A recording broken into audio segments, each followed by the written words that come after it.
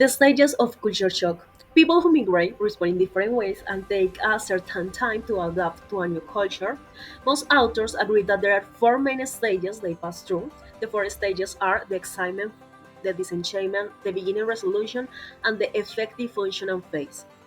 The first stage is the honeymoon or excitement phase. Here, people are usually excited, hopeful, and feel a sense of euphoria for interacting with a new culture, meeting the people, new places, and even trying a new gastronomy. In this stage, judgment is reserved, and minor irritations are suppressed in favor of the nice things that the new culture offers in terms of jobs, country, people, among other themes involved in their daily life. In the following video about the Cross movie, we are going to see an example of this stage.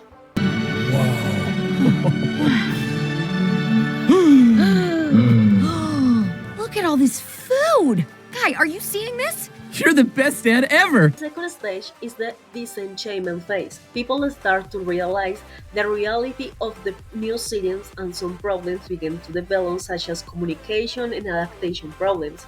As Triandis knows, the second phase is a period when difficulties of language, inadequate school for children and for housing, crowd transportation, chaotic shopping, and the like begin taking their role.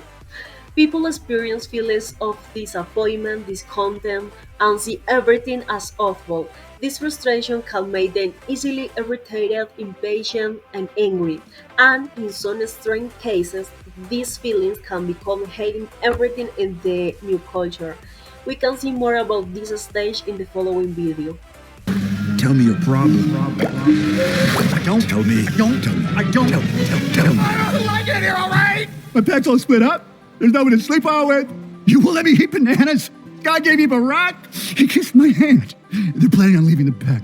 And I don't like you at all. Now we are going to continue with the beginning resolution phase. The third phase is characterized by gaining some understanding of the new culture. Here, the person is gradually making some adjustments and modifications in how he or she is coping with the new culture. Events and people seem much more predictable and less stressful. We can see this evidence in the following part of the video, in which Guy starts to accommodate some behaviors to his own, like the clothes, being clean, etc. etc. So let's watch. You're you, but you don't look like you. And you smell like flowers And soft rain. More like a clear mountain stream. With just a hint of vanilla. It's called a shower. You should try it. You want me to smell like vanilla? Just a hint. What happened to your clothes? Oh, we burned his clothes while he was in the shower. In fact, they were so dirty that we washed them and then burned them. Continuing the stages, we have the effective functioning phase. In this final phase, at the top of the right side of the U-curve, the person now understands the key elements of the culture, like values, special customs, beliefs, communication patterns, etc. etc. At this stage, Ryan and Tribble report people feel comfortable in the new culture and are able to function with some degree of success. One's ability to live and function within two cultures, the old and the new, is frequently accompanied by feelings of elation and satisfaction. You can see this evidence in the following clip, in which they are already adapted and immersed in the new culture. Let's watch. No window at the table. Who's hungry? It's a special dish we call Bronana bread. My father was afraid of the pack getting smaller. But in the end, it got bigger. A whole lot bigger. Dad was right after all. We were stronger together. In addition, some researchers suggest that there is also a kind of reverse culture shock that takes place when people return home.